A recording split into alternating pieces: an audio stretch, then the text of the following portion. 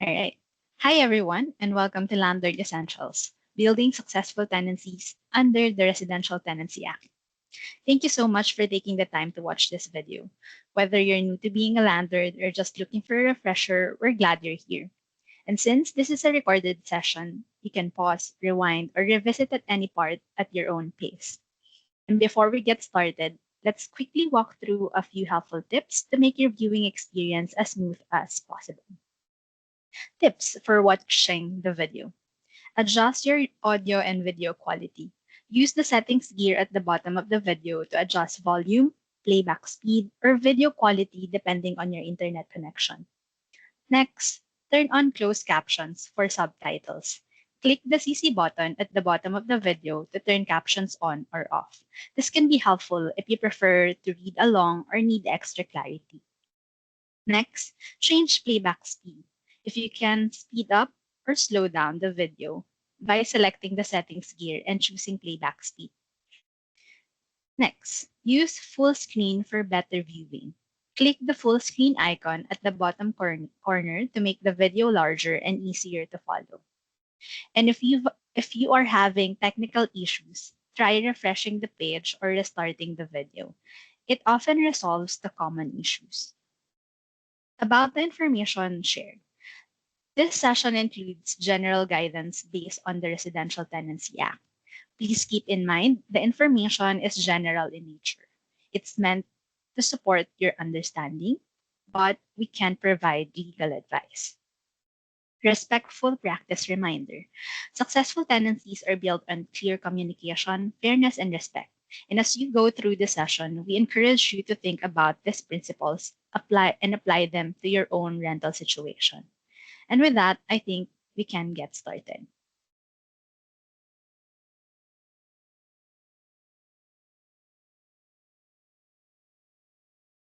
This recording is designed to help you understand your rights and responsibilities as landlords and to make the BC tenancy system feel less overwhelming. We'll walk through the key stages of a tenancy, starting with how the system works overall, and then to what to consider when reviewing applicants. And then we'll talk about how to begin a tenancy before moving on to how to manage your tenancy effectively. And then finally, we'll talk about how a tenancy can end lawfully. At each stage, we'll focus on what matters most for you as a landlord, your rights, your responsibilities, and we'll offer some practical tips that you might want to consider to help things run more smoothly. So much of what we discuss in these sessions relates to what can go wrong in a tenancy, but I think it's important to note that most tenancies in BC are uncomplicated.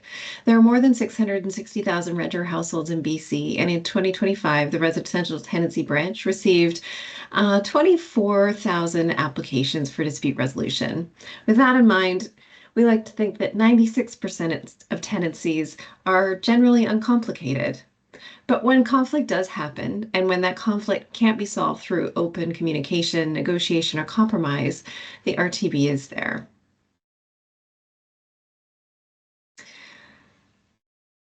So we're going to start with the basics and work our way through, recognizing that everyone will arrive at this recording with a different level of understanding. It's important to remember that as a landlord, you're not just renting out a property, you're entering a legal relationship governed by the Residential Tenancy Act. The RTA is the law that spells out the rights and responsibilities for both you and your tenant. It covers everything from annual rent increases to dispute resolution. The Residential Tenancy Branch, or the RTB, administers the RTA and the Manufactured Home Park Tenancy Act. We act as the referee and your go-to resource for guidance, templates, and forms. The RTA applies to most rental housing in BC, but there are exceptions, like nonprofit housing, shared accommodation with owner, so roommate situations, or emergency or transitional housing, and as well certain care facilities. We provide information and education through our website, through our call center, through webinars, and through videos like this. We offer services in more than 200 languages and hold teleconference dispute resolution hearings that are intended to give everyone fair access. And following disputes, we issue legally enforceable decisions under the Residential Tenancy Act. So you can rely on the RTB for clear guidance, forms, templates, and policy resources. And our online portal makes it easier to apply, upload evidence, and manage your documents. So we'd like you to think of us as your partner in navigating tenancy laws. We're here to help you and your tenants stay on track and address issues early. So we want to offer just a quick reminder that under the law, landlord doesn't only mean the person on the title. If you own the rental, you're a landlord. And if you hire a property manager, they're also considered a landlord. So sometimes a tenant actually has more than one. The important part is this: even if someone else helps you manage your property, you don't give up your legal responsibilities. So if something goes wrong, the law can still look to you as the owner. So stay informed, ask questions, and don't assume everything's being handled for you, because being involved is going to help prevent issues later on. Now I'm going to pass it back to Geraldine, who's going to speak to you about screening applicants. All right. Screening applicants. So without a way to see into the future, there's no way to guarantee a perfect tenant. But there are things you can do to cover your bases. Spending more time in the screening process, where you learn more about the tenant, might just save you from having to manage significant conflict down the road. And in reviewing applicants, we have three stages. So we have pre-screening, screening, and post-screening. Pre-screening happens before you even book a showing. This is where you confirm the basics like income, employment, and pets. And at this stage, we highly encourage landlords to use an application form. Doing this upfront can save you time and help make sure you're only booking showings with applicants who are good fit. And then screening. Screening happens when you finally get to meet the applicants, maybe for the second time, but this is usually during the showing. This is more than just showing the unit. It is your chance to set clear expectation, answer questions, and build a positive landlord-tenant relationship. Think of the stage as the first impression on both sides. So it is very important that you ensure you are following the human rights codes and privacy law while taking turns in answering questions with your applicants. A respectful and clear interaction here can go a long way in setting things up for success. And then it's also important to pay attention during this stage. So if someone is consistently late, disorganized, or difficult to communicate with, you have to take note. This early interaction can sometimes reflect how things may go during the tenancy. And then after the screening is post-screening. This is what happens after you met the applicants. This stage is where you want to confirm your chosen applicant. And once you have chosen your applicant, you may now follow up with them to confirm their tenancy. But also take a moment to let other applicants know the outcome, especially those who attended the showing. And finally, ensure that you will complete a tenancy agreement with your chosen applicant. And a pro tip, a quick phone call or an email can save you hours of wasted time during the pre-screening.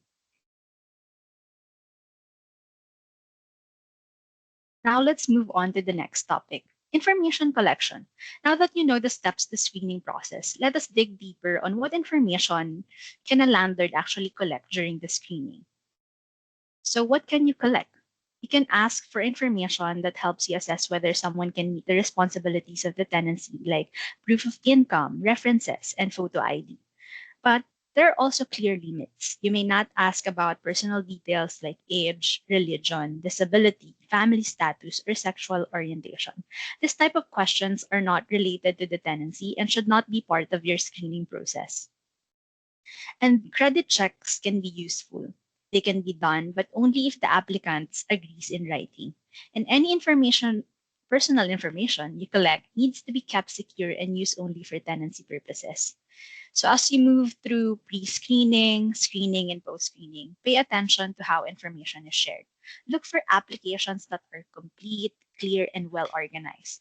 This might seem like a small detail, but it can give you helpful insights on how a tenant communicates and manages responsibilities.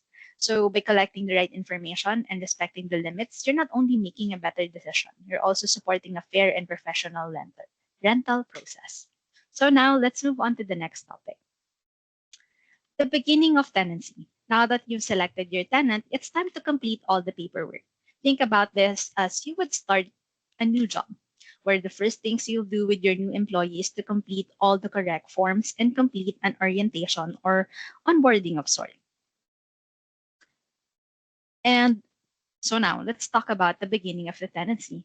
When does a tenancy actually begins? So a tenancy is created when three things happen. First, you and the renter agree that they will rent the place.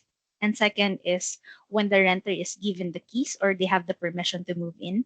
And third is when there is an exchange of money, either through deposit or through rent. So once the tenancy is created, a tenancy agreement is automatically created and established as well. A tenancy agreement is a contract between you and the renter. In ex- and it explains the rules of renting and what both sides are responsible for. And it can come in three forms. So number one is written, the one most of us are familiar with, and then we also have the verbal. So meaning both of you verbally agree or said your agreement. And then the third is implied, meaning your actions show you agreed even if nothing was written down. So for example, is when the tenant paid their deposit or paid you with rent. So a written tenancy agreement is a document of the tenancy terms, and it provides both parties clarity, proof, and protection. So the RTA requires that all tenancy must have a written tenancy agreement. However, as mentioned, a written tenancy agreement is not a requirement or a necessary thing to begin a tenancy. Again, a tenancy is created when there is an agreement, permission to move in, and there's an exchange of money. So what it only means for the tenant is that if they don't have the written tenancy agreement, the default rules in the Residential Tenancy Act will still apply and they're still covered by the law. And what it means for you as a landlord is the same. You are covered by the law, so both of you have the rights and responsibilities under the RTA. So now that you know the beginning of tenancy, let's move forward to written tenancy agreement. So a written tenancy agreement is one of the most important tools that you have as a landlord. And as we've discussed, it helps set clear expectation right from the start.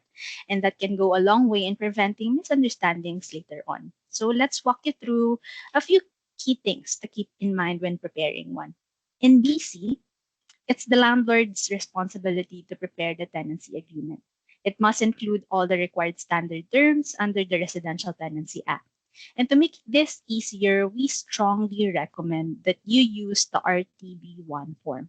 It is designed to make sure that you don't miss anything important.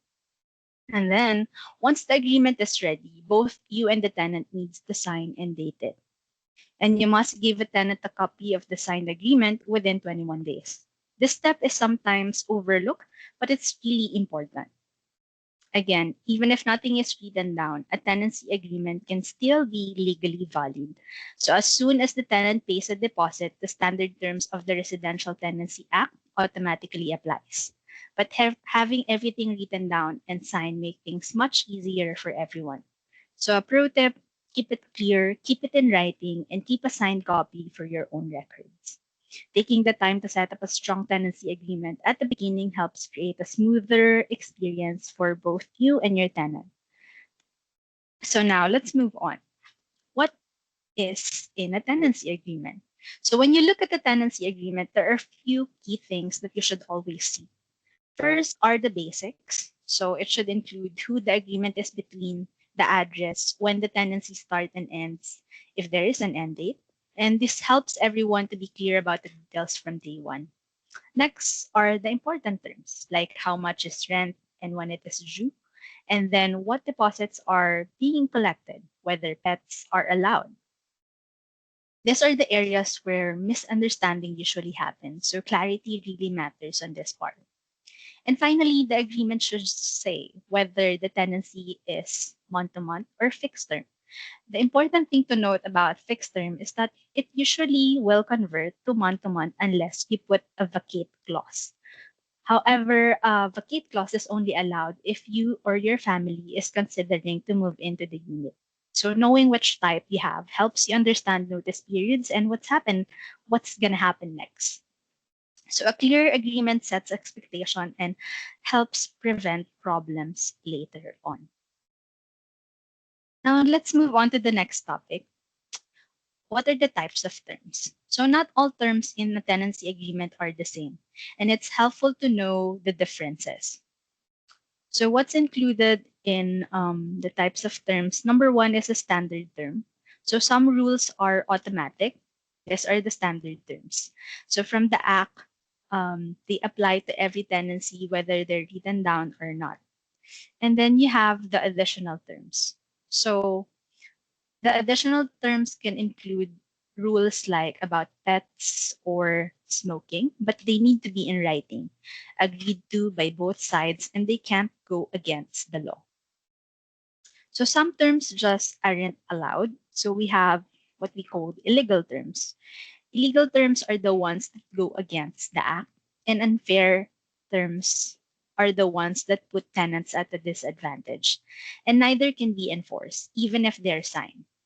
And finally, there are material terms. So these are the big ones. They're so important that breaking them could lead to ending the tenancy. So in short, knowing what type of terms you're using, um, you have to keep them fair and lawful and get them clearly in writing. Now let's talk about deposits. So deposits are your safety net as a landlord. So when you handle them properly, they can protect you, but when they are not handled properly, they can get costly very quickly. And in BC, there are two main types of deposits that you can collect. So we have security deposit. You can collect up to half of 1 month's rent as a security deposit. And then we have pet damage deposit. So if you allow pets, you can also collect up to another half month's rent as a pet deposit. So no matter how many pets there are, it's still a half month's rent. And just remember, you cannot charge a pet deposit for guide dogs or service dogs. And then there are clear rules around how deposits are handled. So for renters, they should provide you the deposit within the 30 days of your request. But for landlords, number one, you can't keep the deposits unless you get written permission from the renter or the RTB. One of the most common mistake landlords make is keeping all parts of the deposit without proper approval. So don't do this. It can lead to penalties. And always document why you're making a deduction and make sure you have approval before holding anything back. And then next, kindly review the use of deposit at this as they can only be used for specific reasons, which will be discussed later. And finally, don't skip your condition inspections. These reports are key. They help determine whether you can keep part of the deposits and how much you can keep. So without proper inspection, it can be much harder to support your claim. And then deposits are there to protect both you and the tenant. So you have to collect them properly and then keep good records and handle them carefully so you don't run into trouble later. Now let's move on to the condition inspection, as we've mentioned. So what is a condition inspection? A condition inspection is required under the Act, and it's where you and the tenant agree on the condition of the unit at the start and at the end of the tenancy.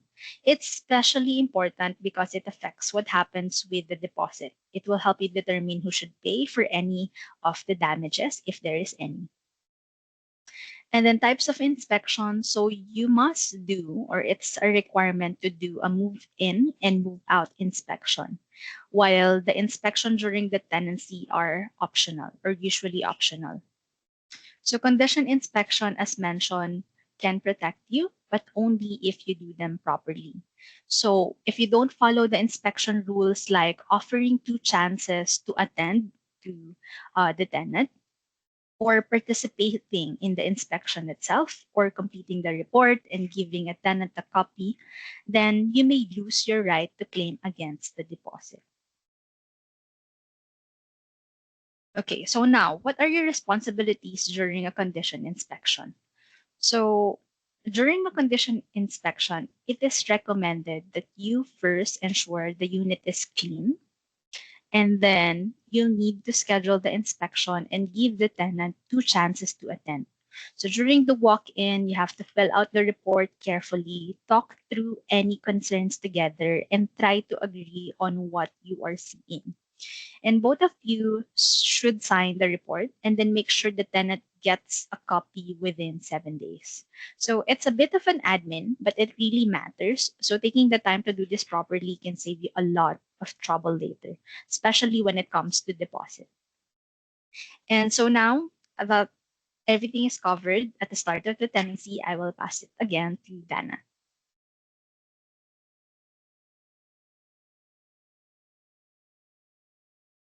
All right, so the tenant has moved in and has started paying rent. Now you're responsible for managing the tenancy. Let's talk about some of the things you need to know to ensure things run smoothly. This is one subject area that a lot of landlords have questions about. When and how can I increase rent? Getting this wrong can lead to disputes, repayment orders, and a lot of unnecessary headaches. So it's crucial to know what the rules are and to follow them. First up, you can only increase rent once every 12 months, no exceptions. The RTB sets the maximum allowable increase each year, and it's based on the rate of inflation. So for 2026, the increase is 2.3%. So if you're thinking about raising rent, make sure you check the current limit. And up next, you must give your tenant 3 full months written notice before the increase takes effect. That's why we announced the annual allowable increase in late August or early September, so that you've got enough time to provide notice in advance of a January 1st rent increase. And then you have to use the official RTB 7 form for this notice. It needs to include the amount of the increase, the effective date, and the reason for it. We also have an RTB rent increase calculator on our website, which is a great tool to help you figure out the exact amount you can raise the rent by. So always double check this before sending your notice. And finally, keep copies of all notices and communications for your records. And if you're unsure, call us or check our website for guidance.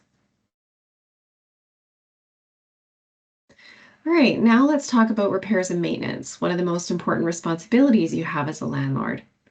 So as a landlord, you're responsible for keeping the home safe and livable. You're responsible for things like heating, hot water, electricity, locks, and the structure of the unit. You're also responsible for fixing or replacing any appliances or services that are listed in the tenancy agreement. And you also need to maintain common areas. Tenants have responsibilities too. They're expected to handle basic upkeep like cleaning, garbage, and replacing light bulbs, and they're responsible for damage caused by themselves, their guests, or their pets. And they're also responsible for contacting you quickly if something breaks, giving you time to fix it before it becomes something more serious. And when it comes to repairs, actually, when it comes to being a landlord, period, the key is communication. Repairs should be reported by your tenant in writing, and they should be dealt with in a reasonable amount of time. Fixing issues early helps prevent bigger problems and bigger costs later on.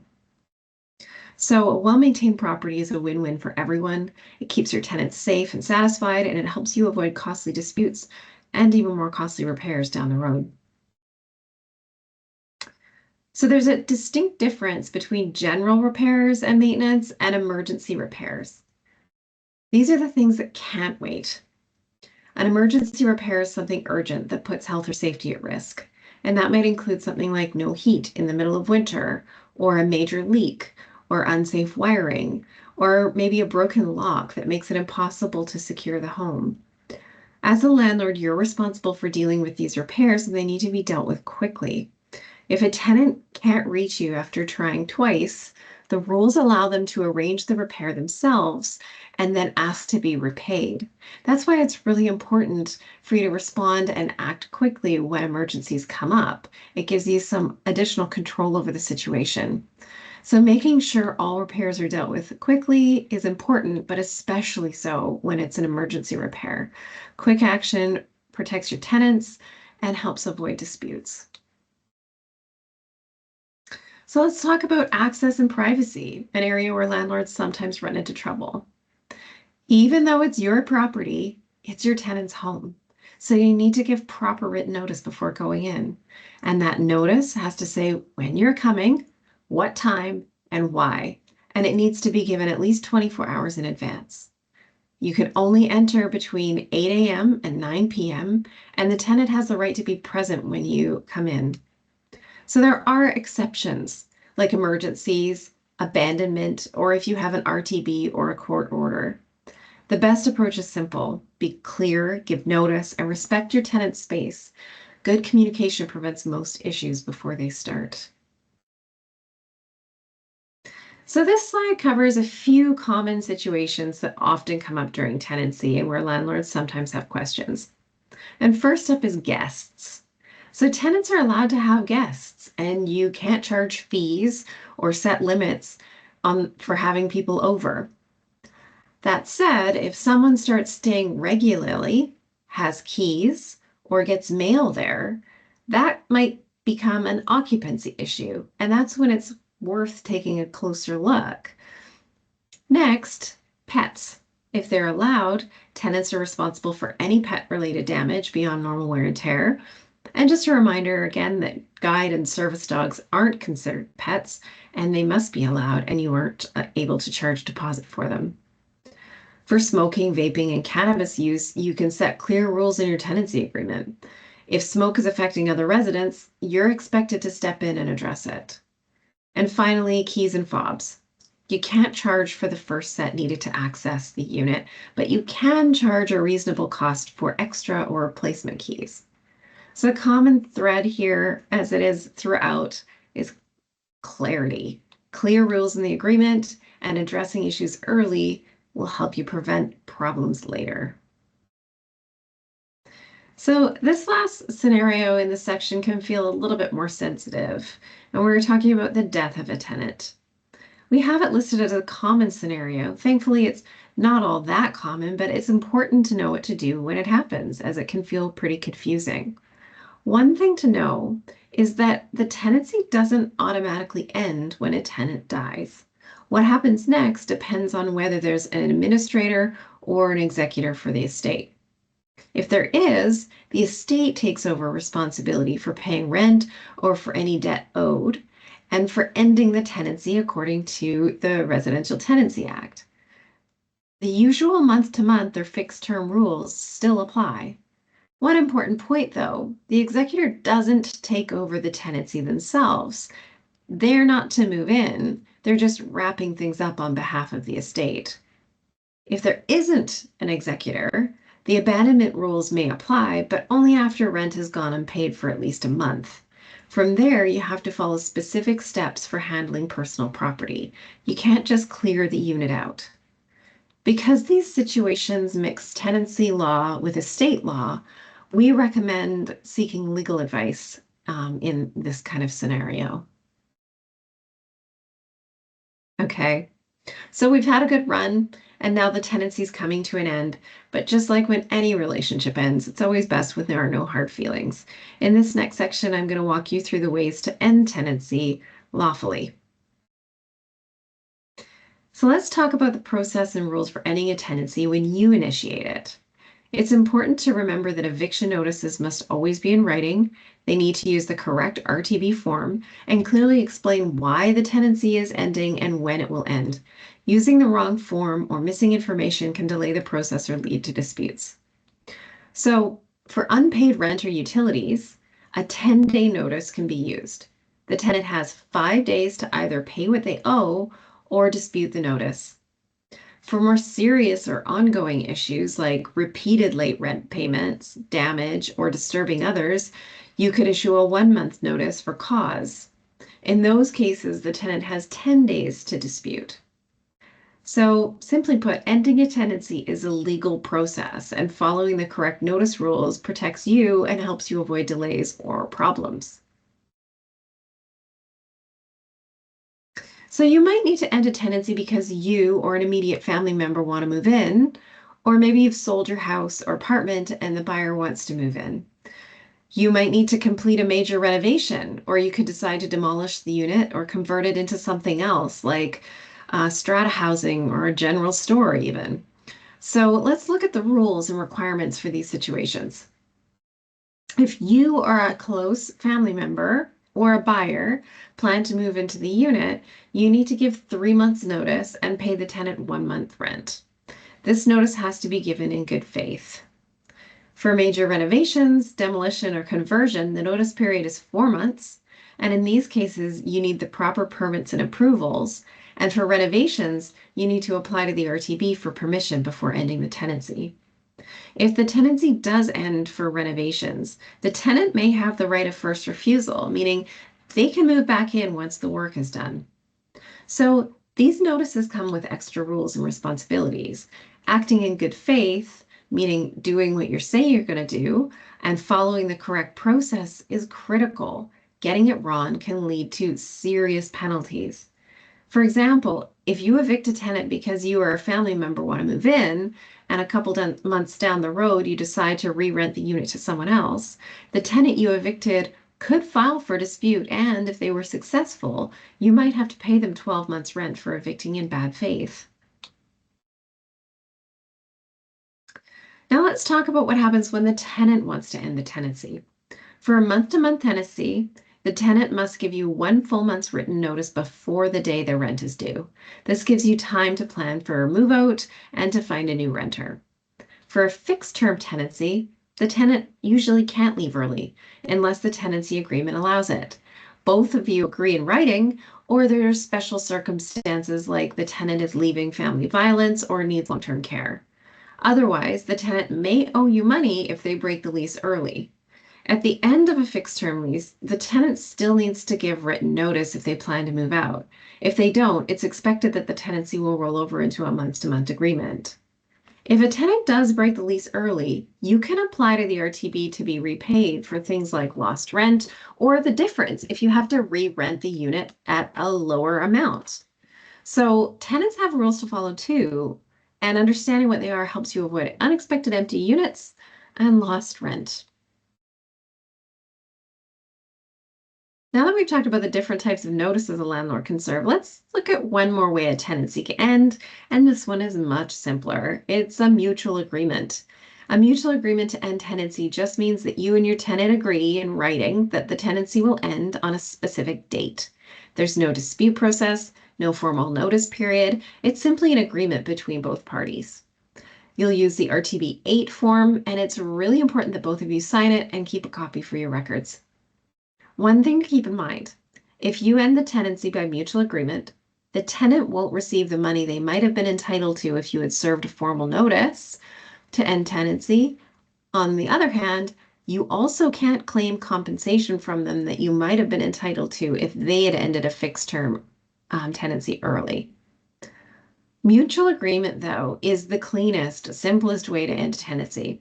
Just make sure it's in writing, signed, and everyone keeps a copy. Now we're going to shift on to talking about security deposits and returning them, which is one of the things that we get a lot of questions about. So returning deposits on time is not just good practice, it's required by law. If you miss the deadline, you could end up paying double the deposit back to the tenant. When the tenancy ends, the tenant must provide you with a forwarding address in writing. You have 15 days from then to return the deposit plus to any applicable interest. You can only keep money from the deposit with written consent from the tenant or with an order from the RTB. Always document the reason for any subtractions and communicate openly with your tenant and communicate in writing. As well, remember that you can't apply the deposit to unpaid rent without the tenant's permission. Deposits are meant to cover damages, not rent. Also, we have a calculator on our website that we recommend using, the holding deposits calculator, and you can get information about keeping and returning deposits as well on our website. And speaking about our website, on this slide here, find some helpful resources. You can go to our website, of course, which is gov.bc.ca/landlord-tenant, or you could call us at our information line, and we have these numbers listed here. You could send us an email at hsrto@gov.bc.ca.